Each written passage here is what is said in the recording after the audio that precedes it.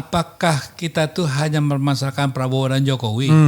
Apakah yang tidak lebih jauh dari itu? Siapakah yang sebenarnya running the country? Siapa sih yang megang minyak sawit? Siapa sih yang megang minyak tanah? Siapa sih yang megang kedelai? Siapa sih yang megang ini? Siapa yang itu? So, kalau semuanya itu di tangan siapa? Negara. Come on, kita tahu lah Bung Arun ya. Kita tahu. Nah, jadi artinya perlawanan kita tuh tidak bisa kasarannya secara emosional saja.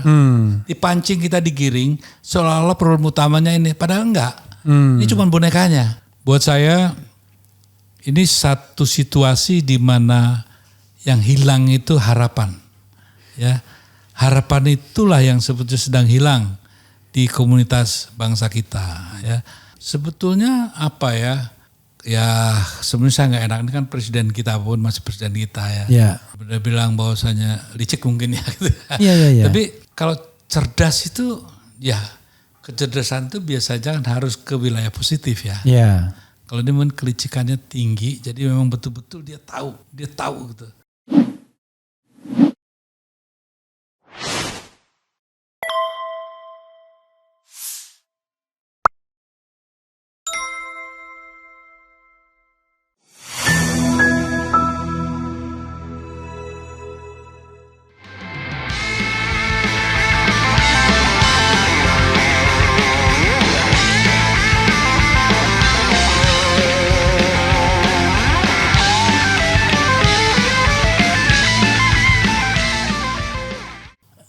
Bisa terjadi lagi bahwa semua partai politik itu akan dalam tanda kutip berkhianat kepada nilai-nilai demokrasi, egalitarianisme, check and balance dan lain sebagainya dengan alasan kita butuh bersatu, ya kan?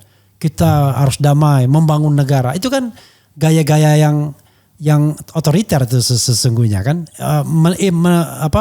tidak mentolerir perbedaan misalnya. Kalau orang mengkritik, Anda tidak mau ikut membangun dan lain sebagainya. Kalau nggak mau membangun jangan ganggu kan gitu. Pergi aja ke luar negeri. Saya merasa kok politik seperti itu yang akan berkembang, ya kan? Demi persatuan dalam tanda kutip, maka suara-suara oposisi, suara kritis ini akan terbungkam dan akan dibungkam begitu. Dan kita tidak ada pembelanya karena semua partai politik gabung dan pemerintahan. Ya, sejarah kan membuktikan. Ya. Bahwasanya juga tidak hanya partai politik yang menentukan eksistensi atau perjalanan sejarah ke depan. Civil society juga, ya kan. Makanya ini tantangan bagi kita gitu ya. Artinya are we going to surrender gitu kan. Artinya memberikan semua kepercayaan pada partai politik atau kita bisa bangun kekuatan alternatif. Orang bilang susah, yang bilang gampang siapa?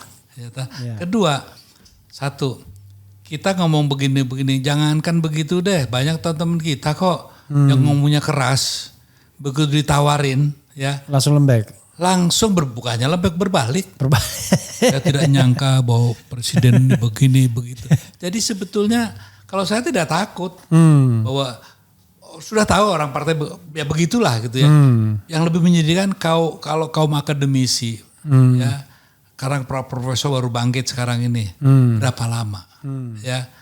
Para agamawan aja sekarang udah mulai bingung nih ya. Dengan tambang. Satu nerima tambang, satu kagak, sekarang nerima juga gitu kan.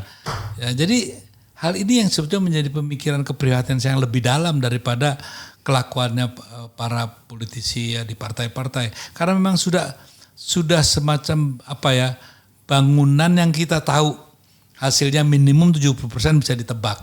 Iya, maksudnya artinya kan secara individual Mas Eros kan memang tidak punya kekhawatiran, ya kan? Karena tidak punya ketergantungan baik secara ekonomi, politik, sosial kan kepada siapapun. Tapi kan kita bicara tentang generasi ke depan yang barangkali masih bergantung secara ekonomi, negara ini baik atau enggak, ada kerjaan apa enggak, secara politik juga begitu. Secara sosial juga bergantung kan, kalau kita ngomong pribadi kan kita bisa struggle sendiri. Tapi kan banyak orang-orang yang tidak memiliki kemewahan. Makanya itu. saya senang Anda tanya gini. Ya. Saya senang. Artinya kan Anda dengan pertanyaan ini Anda menyatakan sebetulnya ya, bahwa this country run by whom gitu kan. Iya. Bukan hanya Jokowi. Orang nyari kerjaan kemana sih? Iya. Ke pabrik-pabrik kan. Ke apa sih? Siapa yang punya siapa mereka itu semua? Iya. Jadi maksud saya apakah kita tuh hanya mempermasalahkan Prabowo dan Jokowi? Apakah yang tidak lebih jauh dari itu?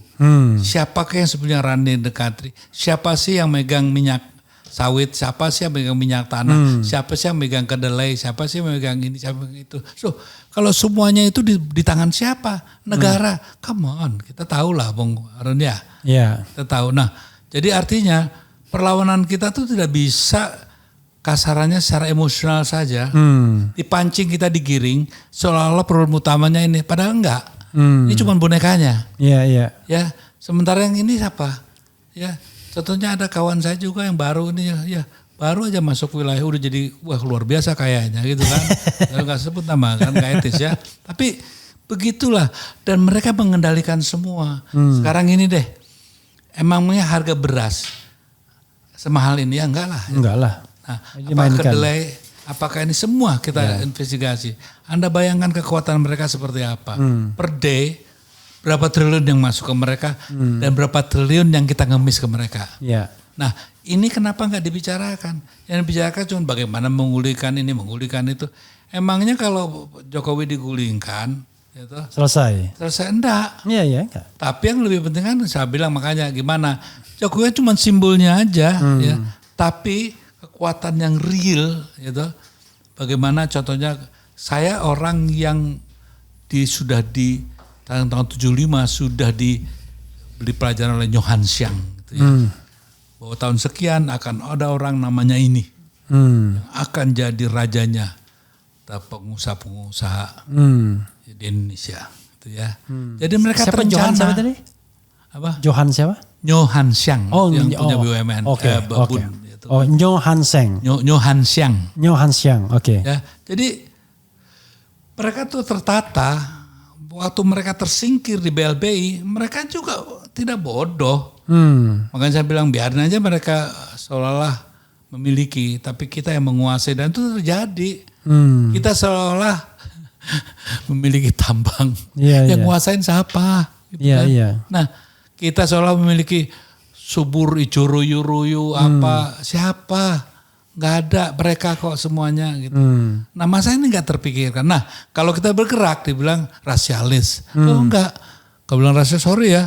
Saya sih ketua pendiri dan dewan pembina yang namanya Bhinneka Tionghoa Nasionalis Indonesia. Ya, jadi kalau bilang rasialis enggak. Tapi ada segelintir dari mereka yang mengatasnamakan rasialisme, sebelumnya mereka beroperasi di balik itu. Ya, sehingga seolah-olah kalau kita menyerang kita yang rasialis. Padahal mereka sangat rasialis. Mana pernah sih? Ya toh, mereka bersatu kok gitu ya. Nah, kita aja yang bodoh nih.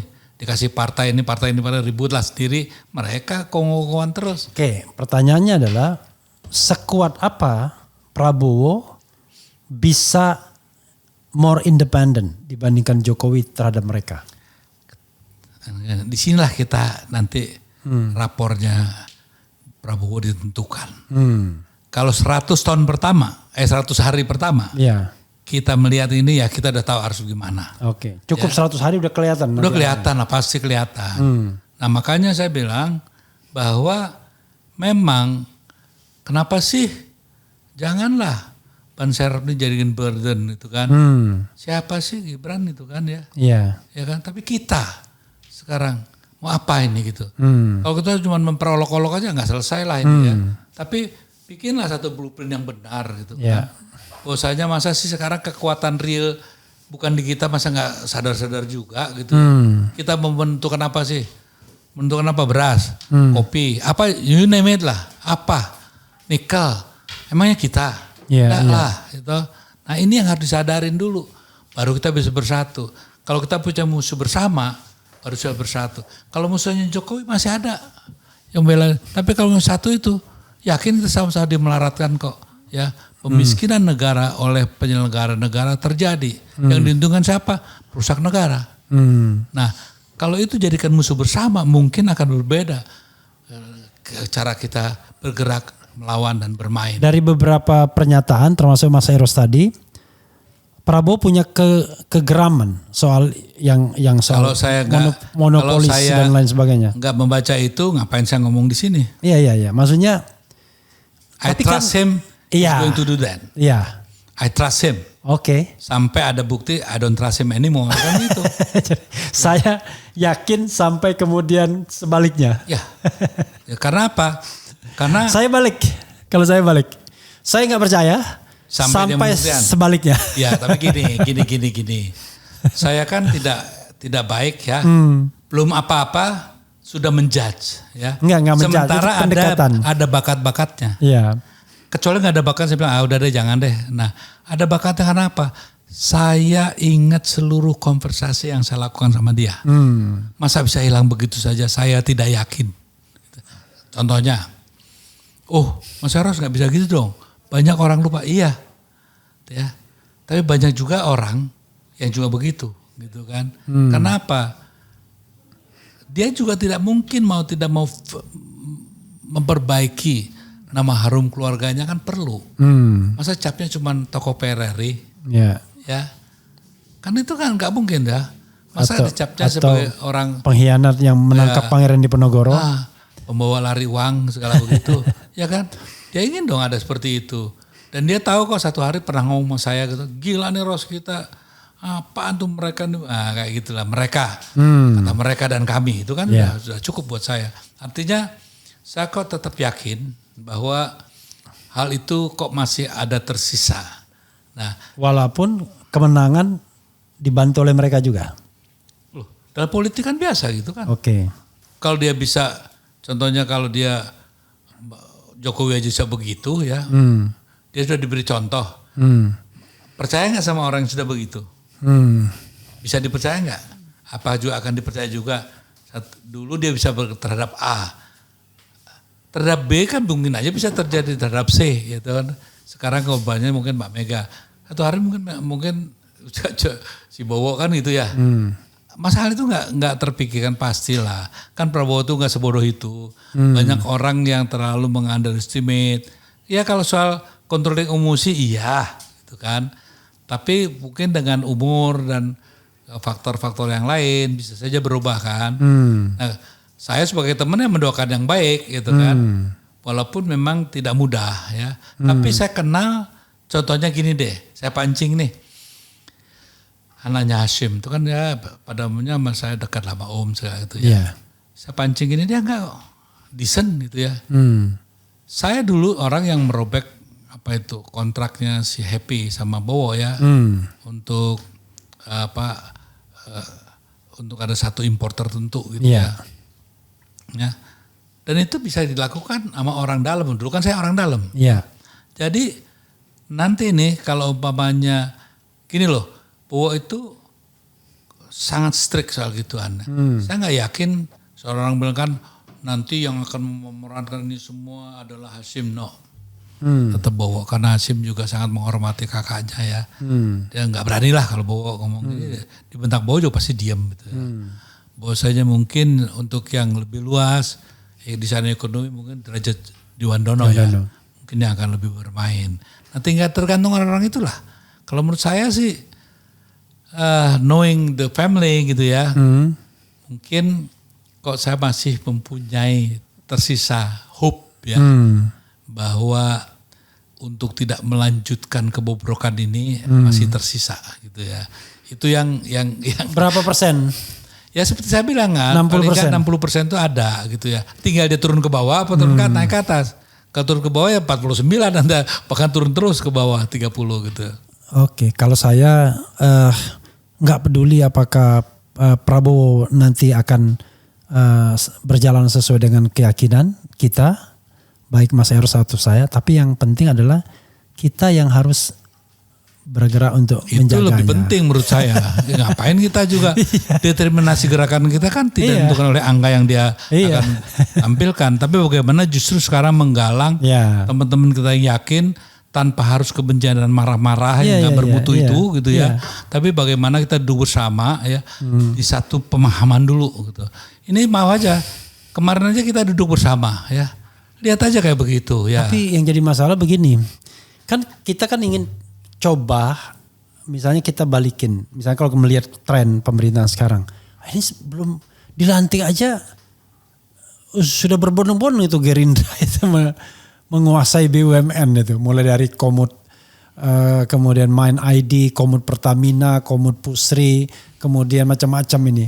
Padahal belum dilantik itu. Kita lihat aja, itu juga satu hal yang jadi pertanyaan ya. Iya.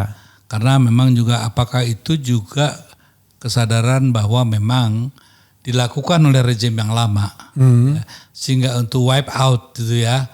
Karena yang berkuasa tidak mau dikendalikan oleh, dia sudah menunjukkan di koin yang lain melihatnya bahwasanya menghapus bayang-bayang atau bayangan raja lama itu mungkin salah satunya dengan upaya itu, siapa tahu.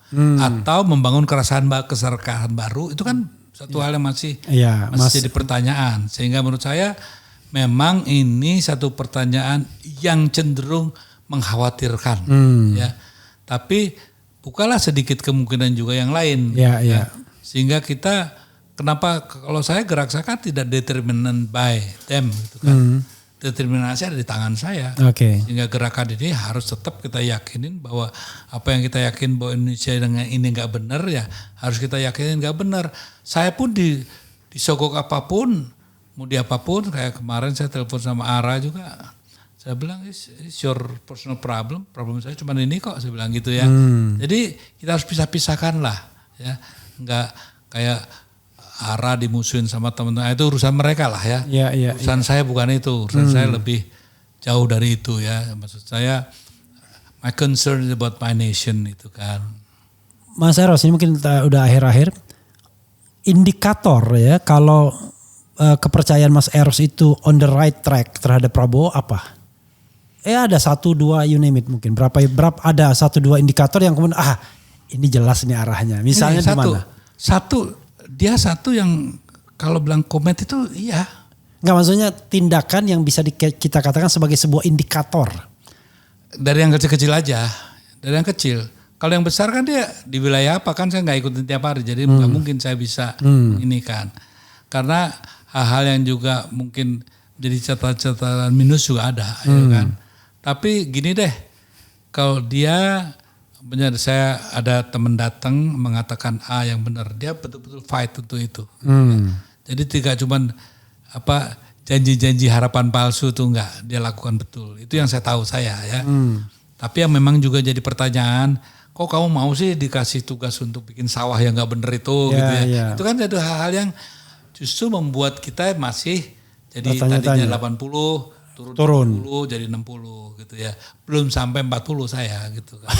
Ya, belum sampai 40. Karena apa? Karena saya lihat kan surroundingnya. Ya. Keluarganya itu saya kenal betul ya. Tidak mengajarkan itu. Dan dia enggak juga malu kalau punya saudara seperti itu gitu kan. Saya sangat dekat dengan keluarganya. Bukan karena saya kuat jadi subjektifnya terpengaruh itu, enggak. Biasanya ada satu hal yang setelah Pilpres langsung ini adalah godaan untuk the second term of office, ya kan? Dan biasanya itu sudah dimulai di tahun pertama dia menjabat di periode pertama. Dia udah pikirkan itu dan biasanya semua lawan politik dia patahkan kakinya biar nanti the last tidak ada lawan politik. Saya kira Jokowi melakukan itu, SBY juga melakukan itu to some extent. Nah untungnya yang satu ini mungkin kondisi fisiknya juga mungkin tidak terlalu bersahabat untuk keinginan itu. Ya. Sehingga mungkin dia akan mengambil langkah yang bisa saja tidak seperti Jokowi yang masih dalam kondisi yang berbeda. Oleh karenanya saya pikir kok satu hal ya memang semua bisa terjadi. Saya juga makanya nggak berani mengatakan ya bahwa memastikan ataupun sok tahu memberanikan diri mewakili seolah-olah kata begitu enggak. Saya bilang cuman satu harapan dari seorang teman ya. Oh saya mengenal, sayang deh. Gue kan tahu lo nggak gitu lo jangan gitu dong gitu kan. Lo jati diri lo aja, lo jadi lo sendiri deh gitu kan. Kan sebagai teman gitu harapannya ya. Yang saya tahu lo kan nggak gitu. Masa lo gara-gara jadi begitu gitu. Yang begini kita butuhkan di publik, tidak hanya di belakang. biar publik ada guidance ya kan. Loh, Mas Eros ngomong begitu. Mas Eros ini orang yang tahu betul Prabowo itu seperti apa. Kan kadang-kadang banyak orang kalau dia kenal baik ngomongnya di belakang layar doang. Dan kita tidak tahu progresnya apa kan. Tapi kalau di depan publik kan ada sesuatu yang bisa kita pegang. Saya sudah menyampaikan kepada Prabowo begini. Ini contohnya nih, yang terakhir ya. Ya.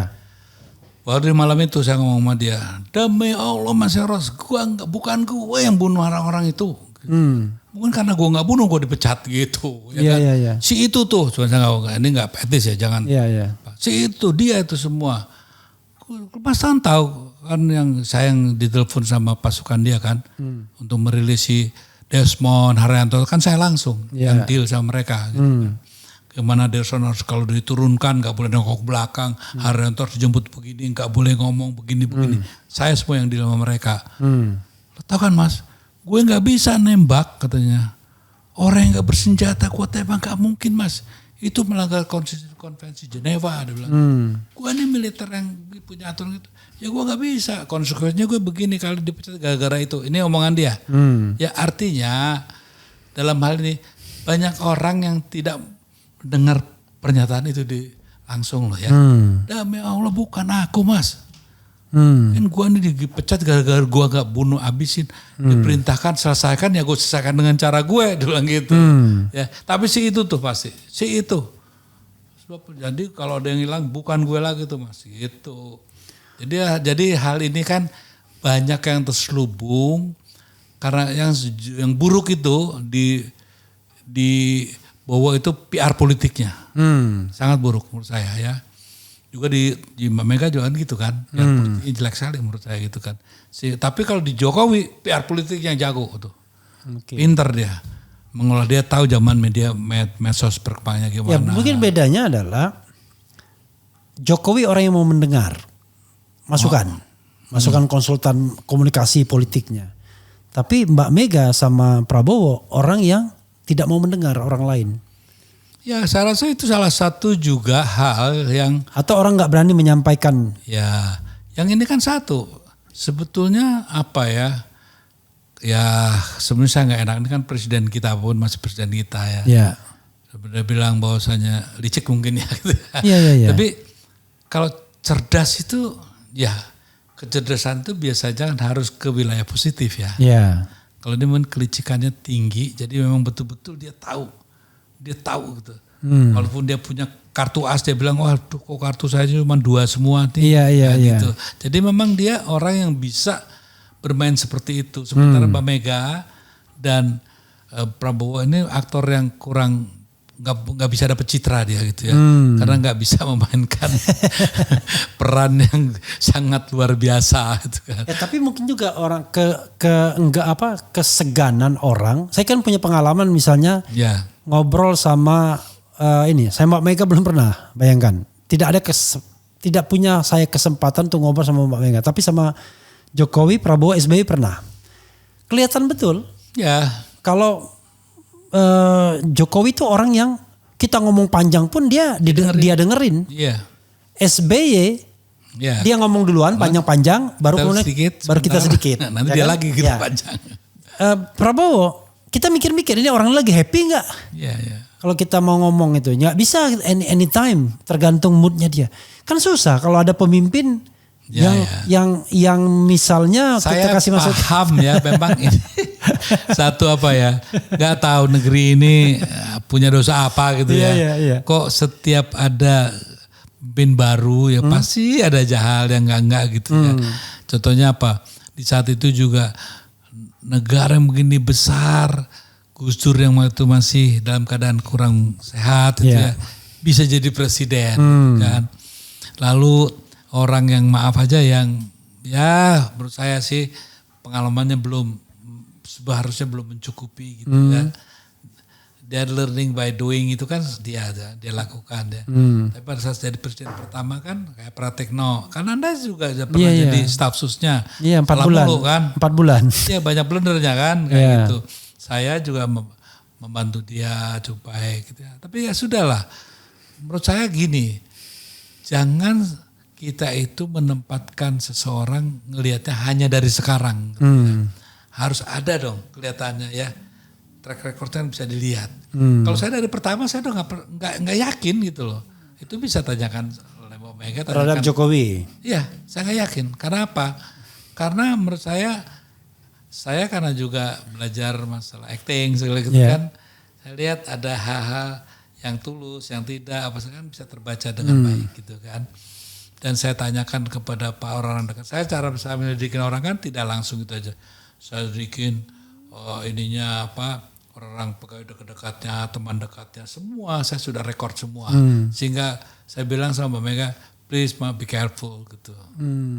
Dan hari pertama aja dia sudah lonely ya. Waktu dia memberikan kekuasaan itu kan jam 7 pagi yang 2014 itu kan. Wah semua pada kumpul di Kebagusan. Baru jam 8 aja semua udah kosong. Tinggal yang tinggal anak saya, terus apa itu si Rini sama Kapolri yang dulu tuh sama orang Banten tuh ya. Mana yang lain semuanya udah ngiriin Jokowi. jadi memang dan itu khas Indonesia kan. Sekarang aja orang pada mau merapat-rapat ke Prabowo semua. Oh, Dasko aja luar biasa didikan. Jadi saya kasihan. Makanya saya bilang sama Dasko, mudah-mudahan I congratulate. Saya bilang ini cuman ya be careful aja gitu ya. Ya saya bilang. Apalagi kalau orangnya masih muda, masih ganteng, masih apa. Itu godaannya lebih banyak lagi. Iyalah. Jadi kaya, berkuasa, gagah, ganteng, bahaya itu. Itu. Mas Eros, ini terakhir ya, cuma trivia pertanyaan ringan. SBY atau Mega? Untuk apa? Milih aja. Hah? Preferensi. SBY atau Mega? Ya. Dalam konteks apa? Dalam konteks pribadi Mas Eros, in general. Itu bukan satu pilihan yang harus saya nyatakan. Oh. Iya. Karena saya dengar Luhut mau dia. Luhut ditanya gini, Jokowi atau Mega? Ya Jokowi lah, kan dia kan bos saya. Tapi begitu Jokowi atau Gus Dur. Gus Dur. Oke Mas Eros nggak mau begitu. Gini Mas Eros, kalau film udah berapa bikin? Sebetulnya saya di belakang layar ya sebagai apa ya, untuk memberikan masukan teknis segala gitu di teater populer sering lah ya. Dan belajar di situ sekaligus menjadi mentor juga pada akhirnya gitu kan. Tapi kalau film sesungguhnya itu ya baru Cut Nyadin. Oh yang jadi director itu baru Cut Nyadin. Yang director dan itulah makanya hebat. Bayangkan ini pada waktu itu memang saya ragu-ragu tadi mengatakan saya takut salah. Jadi baru pertama bikin film langsung kolosal, pemainnya juga luar biasa. Dulu waktu itu saya pernah membaca artikel sampai kemudian Christine Hakim disandingkan dengan Meryl Streep gitu ya. Wah ini apa? Nah, gini Bang Arun. Anda percaya apa enggak ya? Makanya saya tuh enggak pernah bilang bahwa Cut Nyadin partai berlalu mengangkat diri dibilang legend begini. Saya diam-diam aja. Gini, ini sejujurnya ya. Orang boleh nggak percaya, boleh nggak. Memang saya bukan kiai gitu. Saya bukan orang yang sangat beragama bagus gitu ya. Enggak. Cuma satu. Saya tuh heran gitu. Saya kalau ada gitu saya cuma minta satu sama yang di atas. Makanya bos saya kan yang di atas. Iya. Dan itu kekuatan tuh datang. Dan saya gunakan use me gitu. God use me gitu. Saya selalu itu. Makanya waktu kenapa saya masalah badai pasti berlalu dicolong begini begitu saya diem aja gitu. Karena sebenarnya saya tuh tidak mau begitu juga famous yang diberikan oleh Cut Nyadin ya. Saya nggak biasa-biasa aja. Di rumah saya tuh nggak ada tuh citra satu pun saya simpen gitu kan. Karena apa? Kayak menurut saya nggak mungkin sih. Saya umur saya waktu 2026 ya. Dengan kata-kata yang segitu nggak mungkin kalau nggak dikasih dari di atas itu loh ya. Jadi orang percaya apa enggak gitu. Kecuali Anda salah ya memilih Tuhan. Kalau saya minta apa aja insya Allah dikasih gitu. Insya Allah ya. Artinya waktu itu semua orang bilang di Aceh pun ya, setiap yang minta pasti mati. Gak pernah bisa bikin film itu. Ya saya minta sama Tuhan ternyata diberikan. Saya gak pernah yang namanya jadi pemret itu. Gak pernah. Tapi the power. Ya I ask him, ya use me gitu kan. Dan terjadi. Jadi kalau saya sekarang suruh ulangin lagi nggak ngerti caranya gimana. Oke. Nah, ini kan ternyata jadi kayak tiban gitu ya. Iya. Nah, sehingga kadang-kadang saya sering malu sendiri. Saya datang ke sana dikira orang jago musik, saya malu gitu kan. Iya. Nah kalau saya merendahkan diri bilang katanya, wah tuh merendahkan diri biar meninggikan mutu loh. Kayak gitu, kenyataannya begitu. Makanya saya gak berani sombong. Kalau saya sombong saya takut nanti yang di atas. Oh gitu ya, oke. Udah sekian aja buat kamu kan gitu. Nah makanya saya yakin melawan kekuatan besar pun waktu saya ngelawan Pak Harto. Banyak orang salah sangka. Ya.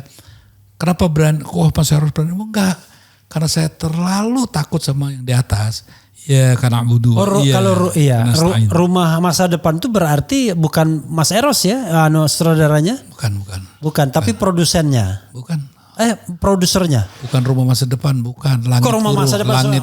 Langitku rumahku, sorry. Iya, itu produsernya dan saya juga sebagai orang yang mimpin di belakang juga. Oh gitu tapi ya. Formal sutradaranya bukan Mas Eros? Bukan, Mas Slamet.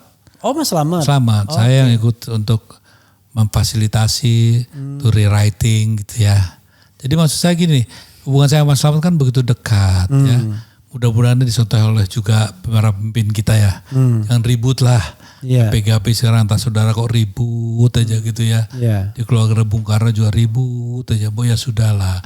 Nah ternyata dengan hubungan yang indah itu kita bisa melakukan hal yang positif gitu ya.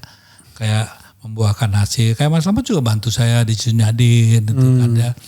Membantu saya di waktu bikin badai walaupun tidak secara langsung. Tapi kan contohnya gimana kita ngobrol, kita apa.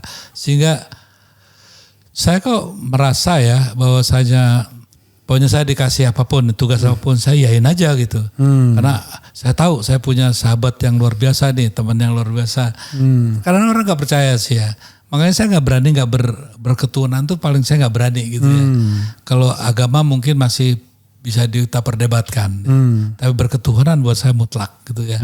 Karena itulah satu-satunya yang sampai hari ini membuat saya mengambil sikap yang menurut saya benar. Dan kalau saya berani, dibilang orang berani Pak Harto, saya apa yang berani Pak Harto? Enggak.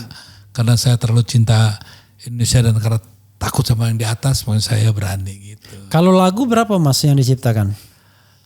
Banyak? Ada 100-an kali. Wah kalau ini banyak, ratusan. Banyak. Cuman kan saya... Tapi Mas Eros, tapi kayaknya ada lagu Chrisye yang Merpati apa? Putih. Ya. Merpati Putih Mas Eros kan? Iya. Jadi gini dah, seluruh lagu yang saya sama Yogi itu pasti saya liriknya. Oke. Ya, pasti saya juga dominan 70% lagunya. Sama Yogi S. Prayogo apa? Ya, Yogi S. Suryo Prayogo. Ya. Oke. Itu kalau bertiga itu pasti gitu. Jadi sama siapapun saya pasti yang dominan. Liriknya tuh saya pasti. Dan lagunya pasti minimum 70% pasti saya gitu. Kecuali ada satu Merepi Alam. Itu mungkin ya 60% Chrisye lah ya. Saya 40%-nya karena belum jadi gitu kan. Dia baru pertama kali belajar bikin lagu gitu ya. Jadi ya ginilah yang saya ingin titipkan kepada teman-teman ya. Janganlah merasa sombong gitu ya. Jadi pencipta, begitu juga para politisi gitu ya. Coba kalau saya merasa bahagia karena sampai hari ini kok saya masih tolong terus sama dia. Saya gak punya apa-apa gitu. I only have him. Him tuh. Nah, kira-kira gitu deh. Oke, Mas Eros, nggak tahu saya mau ngomong apa. Wrap up dari closing statement gitu Mas. Closing statement Mas. Ya saya sih buat saya ini satu situasi di mana yang hilang itu harapan. Ya. Harapan itulah yang sebetulnya sedang hilang di komunitas bangsa kita ya. Maka pemimpin ke depan cobalah bangunkan dan tumbuhkan harapan itu dengan kerja nyata gitu ya. Dan menurut saya ya jangan juga ya contohnya Pak Jokowi minta maaf ya. Kalau saya pribadi saya maafin kok. Saya maafin. Tapi dalam konteks pertanggungjawaban sebagai kepala negara dengan beberapa keputusan politik dan langkah-langkah politik yang diambil Kan nggak mungkin saya bisa memaafkan begitu aja gitu kan. Emangnya siapa saya? Harus ada pertanggungjawabannya. Saya minta juga tolong pikirkan kembali gitu ya. Masalah contohnya apakah layak ya seperti PIK 2 yang sudah begitu udah punya siapa itu ya. Dan juga BSD gitu. Diberikan apa satu PSN. Ya PSN yang menurut saya perlu dipikirkan kita bersama. Mudah-mudahan Pak Prabowo bisa mengambil keputusan yang lebih bijak. Menganulir itu bukan tindakan yang sifatnya mengkhianati, tapi justru menyelamatkan bisa juga. Apalagi masalah IKN gitu ya. Jadi masih banyak lah. Tolong mudah-mudahan memeriksa kembali ya pelaksanaan pasal 33 Undang-Undang 45 ayat 2 ayat 3 ya, kepada siapa itu diberikan. Tolong itu nanti kalau Mas Prabowo jadi presiden ya menjadi perhatian khusus sehingga bangsa ini mengalami satu shifting ya kekuatan di wilayah ekonomi yang pasti terjadi kalau itu dipersoalkan. Saya rasa itu yang paling penting saya titipkan. Dan mudah-mudahan kita tetap sudahlah, tidak usah lagi kita cengeng gitu. Apapun yang dilakukan oleh mereka, satu kita harus tetap bahwa komitmen kita untuk tetap berpegang pada pendirian kita di saat reformasi. KKN itu mutlak, tidak perlu kita bela lagi gitu ya. Dan demokrasi harus kita jaga sebagaimana harapan kita bersama di 98 bahkan di tahun 45. Itu aja titipan saya. Iya, saudara sekalian, cari a common language itu sebenarnya dua itu aja, demokrasi dan anti korupsi. Yang lainnya bisa kita diskusikan. Tapi kalau ini sudah cocok, maka mudah-mudahan apapun kita dimanapun, itu kita tetap tidak lost arahnya. Wassalamualaikum warahmatullahi wabarakatuh. Waalaikumsalam warahmatullahi wabarakatuh.